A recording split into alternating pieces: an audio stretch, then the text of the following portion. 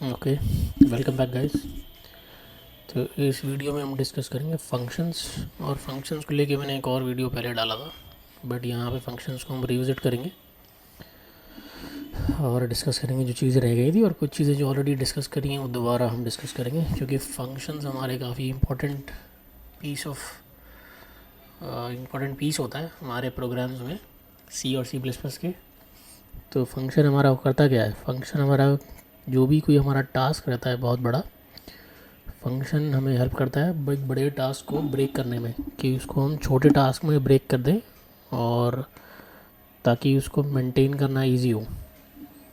क्योंकि सारा कोड अगर हम मेन में लिख देंगे तो सिर्फ एक ही फंक्शन होगा हमारा, और बहुत बड़ी कोई फंक्शनैलिटी अगर हम इम्प्लीमेंट कर रहे हैं और वो सिर्फ हम मेन में लिखेंगे तो उसे मेंटेन करना डिफ़िकल्ट होगा, और उसे पढ़ना भी डिफ़िकल्ट होगा, रीडेबिलिटी भी हमारी सही नहीं होगी। और कोई भी अपने जगह, जैसे हमारा हेलो वर्ल्ड प्रोग्राम हम देख रहे हैं यहाँ पे, जो हमारा कोई भी प्रोग्राम रहता है वो हमारा फंक्शंस होते हैं उसमें। जैसे यहाँ पे हमारा ये हेलो वर्ल्ड प्रोग्राम में मेन फंक्शन है, और भी फंक्शंस हो सकते हैं, और हमारे एक्सटर्नल वेरिएबल हो सकते हैं। जैसे कि हमने इंडेक्स ले लिया यहाँ पे अगर, और इसको हम यूज़ कर रहे हैं, अभी तो हम यूज़ नहीं कर रहे हैं, बट ये एग्जांपल है कि हमारा कोई भी जो सी का प्रोग्राम है वो फंक्शंस प्लस एक्सटर्नल वेरिएबल्स से मिल के बनता है। और हम मतलब जैसे जैसे हमारा प्रोग्राम बड़ा होता जाएगा तो हम जो भी कोड लिखते हैं उसको हम डिवाइड करना चाहते हैं लॉजिकली इनटू फंक्शंस, ताकि छोटे छोटे फंक्शंस हो और उनको हम कॉल करें अकॉर्डिंग टू जिसका भी नीड है हमें।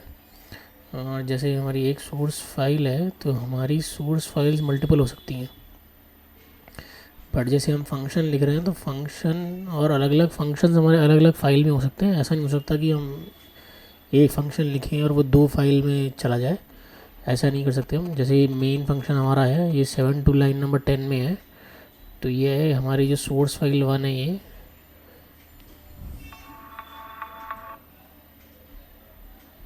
ये हमारा एक ही फाइल में हम लिख सकते हैं इसको। ऐसा नहीं हो सकता कि इसको हम दो फाइल में स्प्लिट कर दें। और ये स्प्लिट करने का भी हमारा रीज़न यही रहता है कि जैसे हमारा कोड जब बड़ा हो गया, काफ़ी सारे फंक्शंस हैं, तो हम यूजुअली उसको डिवाइड कर देते हैं। और दूसरा रीज़न ये होता है कि कभी कभी हमारे पास ऑलरेडी रिटर्न कोई कोड हो, वो ऑलरेडी कंपाइल्ड हो, तो उसको भी हम अगर यूज़ करना चाहते हैं तो हम उसको यूज़ कर सकते हैं अपने नए कोड में। एंड और क्या है हाँ, जो भी हमारी सोर्स फाइल रहती हैं वो हम कंपाइल भी कर सकते हैं सेपरेटली, और फिर उनको लोड कर सकते हैं एक साथ। जैसे कि मैं अगर ये सोर्स फाइल 1 है, ऐसा हो सकता है कि मेरी प्री कंपाइल्ड हो सोर्स फाइल 2, और उसमें मेरा एक फंक्शन हो, उसको मैं यूज़ करूँ यहाँ पे, तो वो भी हम कर सकते हैं। तो अब ये हम देखेंगे सिंटैक्स क्या होता है फंक्शन का दोबारा। ये ऑलरेडी हमने पार्ट 1 में डिस्कस किया था, इसमें हम दोबारा फिर से डिस्कस करेंगे, क्योंकि ये काफ़ी इंपॉर्टेंट पीस है फंक्शन हमारा। तो हमें समझ आना चाहिए कि फंक्शंस क्या होते हैं, कैसे लिखते हैं और क्यों लिखते हैं हम। तो मेरा जो सिंटैक्स होता है वो जनरली ये होता है कि रिटर्न टाइप आता है मेरा सबसे पहले फंक्शन का, ठीक है। फिर मेरा फंक्शन का नाम आता है, और फिर ये ब्रेसेस के अंदर मेरे जो आर्ग्यूमेंट होती हैं उनकी डिक्लेरेशंस आती हैं, डिक्लेरेशंस। और ये मल्टीपल हो सकती हैं, मतलब कितनी भी आर्ग्यूमेंट्स हो सकती हैं, 1 2 3 4, डिपेंडिंग हम कि हम क्या पास करना चाहते हैं। और फिर ये हमारी बॉडी आती है फंक्शन की, और ऑब्वियसली इसमें हम और डिक्लेरेशंस डाल सकते हैं कि भाई वेरिएबल हमें चाहिए, तो ये डिक्लेरेशंस आएंगी और यहाँ पे हमारी स्टेटमेंट्स आ जाएंगी। तो अगर हम इसको इस सिंटैक्स को अगर हम कंपेयर करें इंट मेन से, तो हमारा इंट मेन भी फंक्शन है। तो यहाँ पे अगर हम मैप करेंगे तो ये रिटर्न टाइप हमारा इंट का, ये मेन का इंट है, और ये जो फंक्शन नेम है वो मेन है। और यहाँ ब्रेसेस के अंदर हमने कोई आर्ग्यूमेंट डिक्लेयर नहीं किए हैं मेन में, विच इज़ ओके। और ज़रूरी नहीं है कि हम आर्ग्यूमेंट्स को डिक्लेयर करें, हो सकता है कि हमें यूज़ नहीं करनी हो, तो हमें करने की ज़रूरत नहीं है। और फिर हमारी ये स्टेटमेंट्स आ गई अंदर, ये जो डिक्लेरेशन स्टेटमेंट्स। अभी यहाँ मेन में हमने कोई डिक्लेरेशन नहीं की है, बट सपोज़ मैं अगर एक्स वेरिएबल है, वाइल लेते हैं, वाई 1, सिंपली अगर मैं इसको यूज़ कर रहा हूँ अगर, जैसे कि अगर मुझे इसको प्रिंट करना है तो let me just use it, और ये एंडल हो गया एंड मैंने y इक्वल टू y मेरा प्रिंट हो गया। तो ये जो मैंने फॉर्मेट देखा है ऊपर, सिंटैक्स जो है हमारा फंक्शन का, वो ये समझने में भी ईजी रहेगा। जैसे डिक्लेरेशन से हमारी ये हो गई विंडो आएगी, और ये हमारी 3 स्टेटमेंट्स हो गई।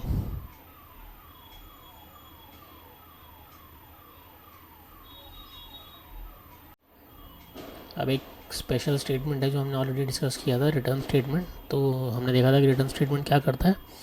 रिटर्न स्टेटमेंट बेसिकली हमारा वैल्यू रिटर्न करने के काम आता है फंक्शन से, क्योंकि जैसे हम फंक्शन को कॉल कर रहे हैं तो उससे कभी जब हम फंक्शन को कॉल करते हैं तो वो जो आर्ग्यूमेंट हम, अगर हमें कुछ भेजना है, कुछ पास करनी है वैल्यू फंक्शन को, तो आर्ग्यूमेंट डिक्लेरेशन हम यूज़ करते हैं, आर्ग्यूमेंट्स यूज़ करते हैं। बट जब मुझे फंक्शन से मैं वापस आ रहा हूँ, तो मुझे अगर वापस आना है तो कोई वैल्यू अगर मुझे रिटर्न करनी है तो वो रिटर्न स्टेटमेंट यूज़ करके मैं करता हूँ। और ये मेरा रिटर्न स्टेटमेंट भी, जैसे स्टेटमेंट्स होती हैं तो लास्ट में मेरा ये हो सकता है कि भाई रिटर्न स्टेटमेंट, कोई यहाँ स्टेटमेंट में एक्सप्रेशन डाल सकता हूँ ऐसे, सेमीकोलन से हम उसको एंड कर देंगे। जैसे कि हम यहाँ देखेंगे मेन में, तो ये हम रिटर्न 0 कर रहे हैं, क्योंकि 0 हमारा जो टाइप इंटीजर टाइप का है, तो मेन मेरा 0 रिटर्न कर जाएगा। और यहाँ पे अगर हम देखेंगे, इसको मैं कमेंट कर देता हूँ क्योंकि ये हमें एरर दे रहा है।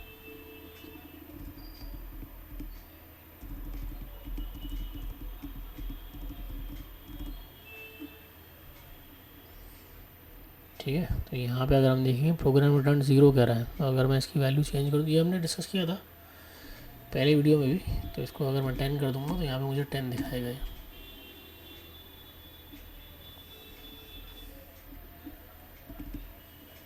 तो इसको हम 0 कर दें, क्योंकि 0 हमारा मीन करता है कि हम मेन के लिए, जो हमारा मेन, हमने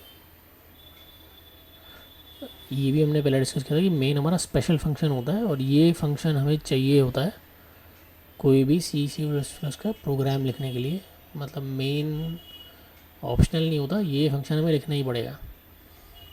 तो क्योंकि ये हमारा पहला फंक्शन होता है, तो ये जब रिटर्न करेगा तो ये किसको रिटर्न करेगा, बेसिकली ये रिटर्न करता है जो भी हमारा, जैसे जहाँ भी हम इसको चला रहे हैं, जैसे अगर हम विंडोज़ 10 हमारा होता है, तो जब हम प्रोग्राम चलाते हैं जिसके अंदर, ऑपरेटिंग सिस्टम के अंदर, ये उसको रिटर्न करेगा वैल्यू। और ये जो वैल्यू है ये बेसिकली यूज़ होती है ये इंटरप्रेट करने के लिए कि भाई प्रोग्राम मतलब ठीक से चला कि नहीं, और कोई एरर तो नहीं आया उसको जब वो एग्जिट कर रहा है। तो 0 मीन्स कि कोई एरर नहीं है, और जो बिहेवियर है फंक्शन का वो एज एक्सपेक्टेड है। तो दैट्स व्हाट दिट्स 0 मीन्स, मतलब मेन फंक्शन के कंटेक्स्ट में।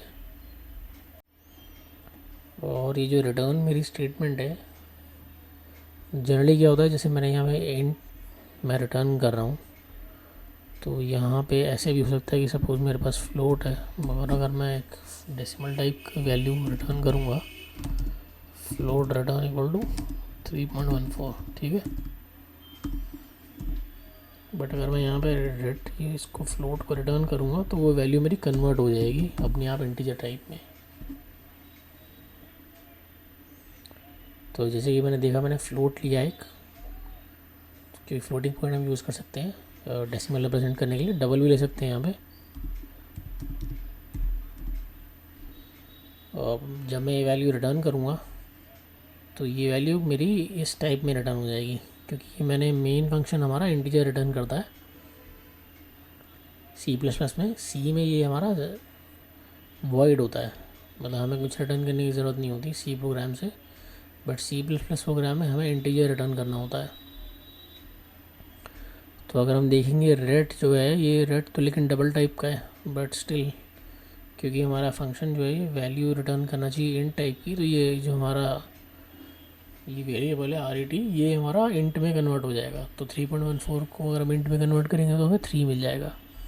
तो अगर हम यहाँ देखेंगे तो हम 3 वैल्यू रिटर्न कर रहे हैं।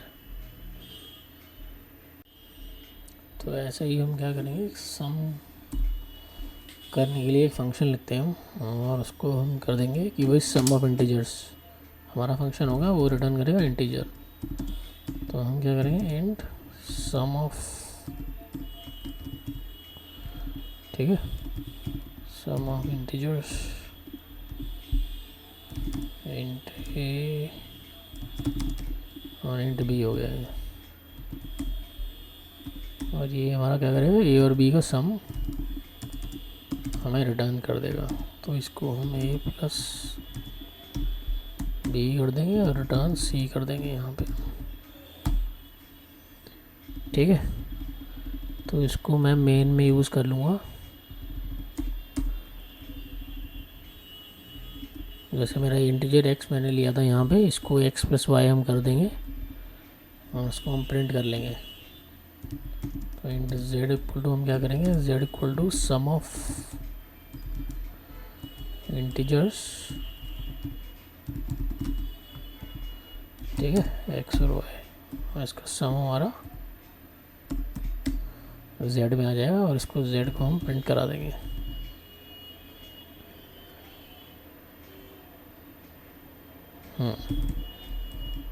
यहाँ पे हम z को प्रिंट करा देंगे, z इक्वल टू z, और ये z मेरा 1 हो जाएगा क्योंकि x मेरा 0 है और y मेरा 1 है, तो z इक्वल टू 1 हो गया। तो जैसा कि हमने ऑलरेडी यहाँ देखा था इसके सिंटैक्स में, ये देखो जब मेरी x और y है, चलो सिंप्लिसिटी के लिए इसको एक्सटर्नल वेरिएबल को रहने देते हैं, इसको हम एक लोकल वेरिएबल बना लेते हैं मेन के अंदर, ऐसे, ठीक है। और यहाँ पे मेरा, अगर मैं ये सम ऑफ इंटीजर्स देखूँ तो हमने डिस्कस किया था कि जो इसकी आर्ग्यूमेंट्स होती हैं, अब अगर मैं यहाँ सम को देखूँ ऊपर, तो ये मेरा, ये इसका रिटर्न टाइप इंटीजर है, इसका नाम सम ऑफ इंटीजर्स है, और इसकी आर्ग्यूमेंट डिक्लेरेशन हमारी है, हमने ए और बी किए हैं, दोनों इंटीजर टाइप हैं, और फिर हम रिटर्न कर रहे हैं इनका सम। तो जब हम ये कॉल कर रहे हैं तो इसको कॉल करने के लिए हमारा, ये हम आर्ग्यूमेंट्स पास कर रहे हैं इसको, और अंदर जब हमें वैल्यू रिटर्न करनी है तो ये मेन फंक्शन के अंदर से हम सम ऑफ इंटीजर्स को कॉल कर रहे हैं। तो जब मेन हमारा सम ऑफ इंटीजर्स को कॉल कर रहा है तो उसको ये एक्स और वाई की वैल्यू पास करेगा, बट जब हमारा सम ऑफ इंटीजर्स रिटर्न करेगा मेन को, तो वो ये रिटर्न स्टेटमेंट यूज़ करके वैल्यू पास करेगा वापस मेन को। मतलब कि ये वाला जो पोर्शन है, जब ये एग्जीक्यूट होगा, इक्वल टू के साइन के राइट में जो है एक्सप्रेशन, ये जो एक्सप्रेशन है ये हमारा यहाँ आके एग्जीक्यूट होगा लाइन नंबर 16 और 17 पे। फिर लाइन नंबर 17 जब मैं आऊँगा तो रिटर्न स्टेटमेंट हमारा क्या करता है, एक फंक्शन से दूसरे फंक्शन में वैल्यू हमें भेजने के लिए काम आता है रिटर्न स्टेटमेंट। तो जब ये लाइन नंबर 17 पे रिटर्न स्टेटमेंट हम मिलेगा तो ये वापस मेरा यहाँ पे आ जाएगा कंट्रोल, और जो भी मेरी वैल्यू होगी सी की वो मैं यहाँ पे जी के अंदर डाल दूँगा, और यहाँ पे हमने उस वैल्यू को प्रिंट करा दिया है। अब एक चीज़ और नोटिस करने वाली है, जैसे सम ऑफ इंटीजर्स है तो ज़रूरी नहीं है कि इसकी जो वैल्यू हम रिटर्न कर रहे हैं, हम एक्चुअली ऐसा भी कर सकते हैं कि भाई इसकी वैल्यू हम इग्नोर ही कर दें, ये भी पॉसिबल है। तो अभी क्या होगा कि सम ऑफ इंटीजर्स जब कॉल होगा तो ये एक्स और वाई वैल्यू हमने पास की, तो अभी हमने जब ऑलरेडी देखा था यहाँ पे क्या होगा कि सी में ए प्लस बी स्टोर हो जाएगा, बेसिकली सी की वैल्यू ए प्लस बी के इक्वल हो जाएगी, और यहाँ पे हम सी की वैल्यू रिटर्न कर रहे हैं जो कि वापस मेन फंक्शन में आ जाएगी, बट और यहाँ पे हमारी वैल्यू आ जाएगी और उसको फिर हम इग्नोर कर देंगे। मतलब उसको इग्नोर करने का मतलब है वो यूज़ नहीं कर रहे हैं, ये भी पॉसिबल है, बट जनरली ये करने का कोई मीनिंग नहीं है, बट ये हमें अलाउ करता है C++ में कि कोई भी फंक्शन अगर कोई वैल्यू रिटर्न करा तो उसको हम इग्नोर कर सकते हैं, बट ये हमें पता होना चाहिए कि हम क्यों इग्नोर कर रहे हैं। जैसे इस केस में सम ऑफ इंटीजर्स के केस में हम यूजुअली नहीं करेंगे इग्नोर, क्योंकि जब हम उसको सम कर रहे हैं एक्स और वाई की वैल्यू, तो यूजुअली हम उस वैल्यू को यूज़ करना चाहते हैं, जैसे कि हम ऑलरेडी कर रहे थे कि उस वैल्यू को हमने जी में स्टोर किया, फिर जी को हमने प्रिंट कराया, तो उसका कोई रीज़न होना चाहिए। अगर हम इग्नोर कर रहे हैं तो क्यों इग्नोर कर रहे हैं, बट ये पॉसिबल है इग्नोर करना वैल्यू। अब ये फंक्शन में ज़रूरी नहीं है कि जब हम रिटर्न कर रहे हैं फंक्शन से तो हमें रिटर्न स्टेटमेंट से ही रिटर्न करना है। अब ये तो हमने देखा एक फंक्शन जो कि इंटीजर रिटर्न कर रहा है हमारा, ये दोनों फंक्शन हमारे इंटीजर रिटर्न कर रहे हैं, बट यहाँ पे सिंटैक्स में हमने देखा था कि रिटर्न टाइप कुछ भी हो सकता है हमारा, ज़रूरी नहीं है कि रिटर्न ही हो, और ज़रूरी भी नहीं कि फ़ंक्शन से हमें कुछ वैल्यू रिटर्न ही करनी है। तो अगर जनरली कभी हमें कोई फ़ंक्शन लिखना है कि वहाँ से हमें कोई वैल्यू वापस नहीं चाहिए, जैसे कि सपोज़ मैं यहाँ पे एक प्रिंट फंक्शन लिख दूँ, वॉइड प्रिंट,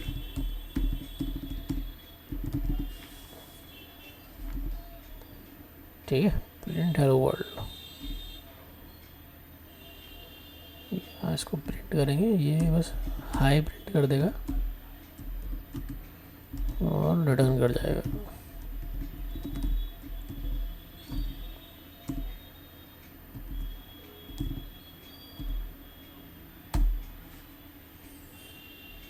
ठीक है, तो ये हमारा अगर कुछ हमें रिटर्न नहीं करनी है वैल्यू, तो जनरली हम वॉइड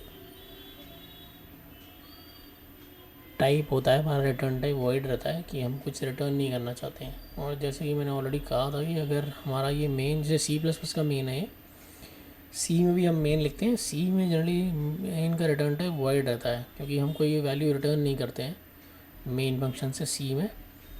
तो जैसे हमारा प्रिंट है, तो यहाँ पे अगर हम प्रिंट को कॉल करेंगे, तो सपोज़ हेलो वर्ल्ड हमारा प्रिंट हो रहा है, और यहाँ पे मैं प्रिंट कॉल कर दूँ, तो हेलो वर्ल्ड के बाद मेरा हाई भी प्रिंट हो जाएगा, ये मेरा हाई भी प्रिंट हो गया। एंड अब देखते हैं इसका एग्जीक्यूशन कैसे हो रहा है। अब जब मैंने यहाँ लाइन नंबर 31 में हेलो वर्ल्ड प्रिंट किया है, उसके बाद मेरा मेन प्रिंट फंक्शन कॉल होगा, और यहाँ पे मुझे कोई वैल्यू पास नहीं करनी, कोई हम वैल्यू पास नहीं कर रहे मेन से प्रिंट में। तो यहाँ जब मैं प्रिंट में जाऊँगा तो यहाँ पे हमारी कोई डिक्लेरेशन नहीं है, और यहाँ पे कोई हमने आर्ग्यूमेंट भी डिक्लेयर नहीं की, क्योंकि कोई वैल्यू हमें पास नहीं करनी है, और ये भी नॉर्मल है, मतलब हम कर सकते हैं। और फिर हमने यहाँ देखा कि और अंदर कोई डिक्लेरेशन नहीं है, बट एक स्टेटमेंट है, उस स्टेटमेंट में हम प्रिंट कर रहे हैं हाय। तो ये प्रिंट क्या करेगा, ये स्टेटमेंट को प्रिंट करेगा, और जब ये इसको ये क्लोजिंग ब्रेस मिलेगा ये रिटर्न कर जाएगा। तो यहाँ पे दो चीज़ें हैं, एक तो ये वॉइड टाइप है तो हम इसलिए रिटर्न नहीं कर रहे हैं, ठीक है, बट इसको हम ऐसे भी लिख सकते हैं कि मेरे को अगर रिटर्न करना है तो मैं रिटर्न कुछ नहीं करना, तो हम ये एम्प्टी रिटर्न स्टेटमेंट भी लिख सकते हैं ऐसे।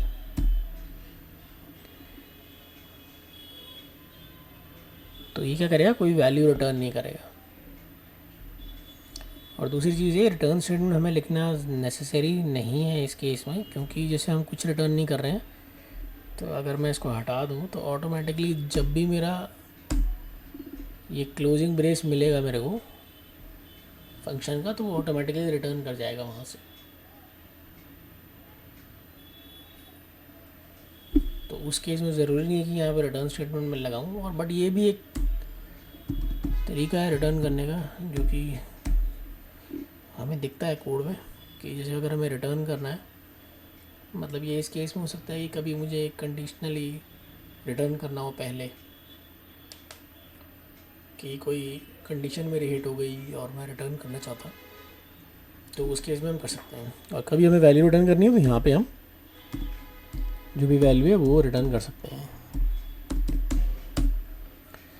बट अगर मेरा ये क्लोजिंग ब्रेस अगर मेरे को मिल जाता है फंक्शन का, तो मैं ऑटोमेटिकली रिटर्न कर जाता हूँ वहाँ से, और जो भी मेरा रिटर्न टाइप रहता है उस टाइप की वैल्यू हम रिटर्न करेंगे। और अगर जो एक्सप्रेशन हम दे रहे हैं रिटर्न के बाद में, जैसे हमने रिटर्न सी लिखा है, तो ये सी जो है एक्सप्रेशन वो इंटीजर टाइप का है, और इंटीजर टाइप हम रिटर्न कर रहे हैं, तो ये हमें कन्वर्ट नहीं करेगा, डायरेक्टली वैल्यू रिटर्न कर देगा। बट अगर जैसे कि हमने देखा था कि RET अगर हम एक डबल टाइप वैल्यू रिटर्न करें तो वो हमें इंट में कन्वर्ट हो जाएगी, या फिर जो भी हमारा रिटर्न टाइप है वो उसमें कन्वर्ट कर देगा रिटर्न करने से पहले।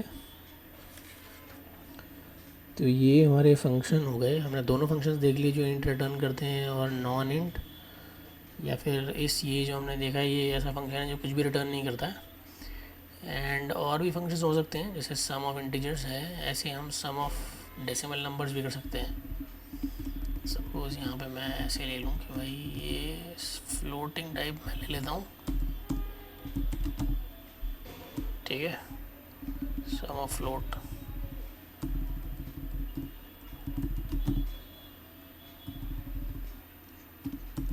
और ये मेरा फ्लोट, ये फ्लोट भी हो जाएगा। अब ये जो यहाँ पे इंट ए और बी है और ये फ्लोट ए और बी है, ये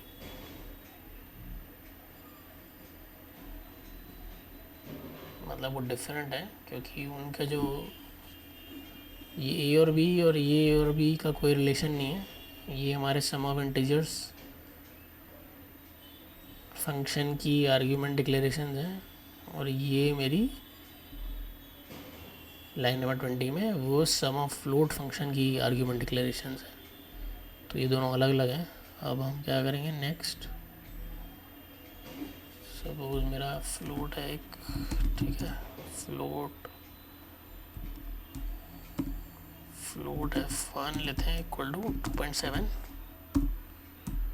और एक और फ्लोट लेते हैं f2 इक्वल टू 3.14, 3.1 ले लेते हैं। और अब मैं रिटर्न करूँगा एक float f3 equal to sum of float, और यहाँ पे मैं f1 f2 पास कर दूँगा, ठीक है। और यहाँ पे हम क्या करेंगे, इसको प्रिंट करा देंगे, इसको भी वही सी out f3 equal to f3। अब यहाँ पे मेरी ये वैल्यू 5 दे रहा है।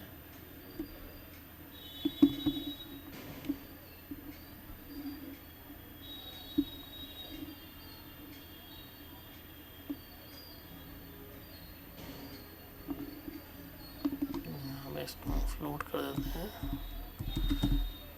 ताकि वैल्यू हमारे फ्लोट में मिलेगी। 5.8 एग्जैक्ट वैल्यू आ गई। तो ये हमने देखा कि जैसे फंक्शन हमारे इंट भी रिटर्न कर सकते हैं, नॉन इंट जैसे फ्लोट भी रिटर्न कर सकता है। जैसे सपोज मुझे सम लेना है दो floating point decimal point integers का, तो उसके लिए मैं एक सम ऑफ फ्लोट करके फंक्शन लिख सकता हूँ। अगर मुझे इंटीजर्स का सम लेना है तो ये एक इंटीजर वाला फंक्शन मैं लिखूँगा। और जैसे मुझे अगर कोई फंक्शन लिखना है जिसके अंदर मुझे कुछ रिटर्न नहीं करना है, तो वो उसका रिटर्न टाइप वॉइड रहेगा यहाँ पे।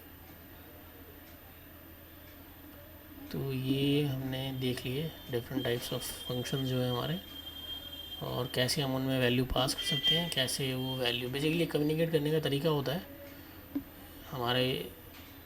जब हम उसको इन्वोक कर रहे हैं या कॉल कर रहे हैं तब हम वैल्यूज़ पास करते हैं आर्ग्यूमेंट्स को यूज़ करके, और फिर जब हमारा एग्जीक्यूशन ख़त्म हो जाता है फंक्शन का, वो रिटर्न स्टेटमेंट यूज़ करके वैल्यू पास करता है।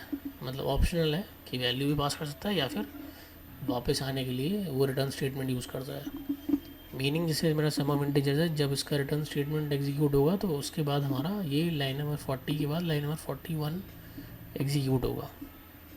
सिमिलरली जैसे प्रिंट से जब मैं रिटर्न करूँगा 39 लाइन में मेरा प्रिंट जब इन्वोक होगा, तो जो प्रिंट की जो बॉडी है वो एग्जीक्यूट होगी, और उसके बाद मेरा लाइन नंबर 40 एग्जीक्यूट होगा। फिर यहाँ पे मेरी जो सम ऑफ इंटीजर्स की बॉडी है वो एग्जीक्यूट होगी, और उसके बाद जब मैं रिटर्न करूँगा उस फंक्शन से, तब मेरी लाइन नंबर 41 एग्जीक्यूट होगी। तो ये क्विक रिकैप था फंक्शंस का। आई होप ये वीडियो से आपको कुछ हेल्प मिली होगी फंक्शंस को समझने में। सो थैंक्स फॉर वॉचिंग, मिलते हैं नेक्स्ट वीडियो में।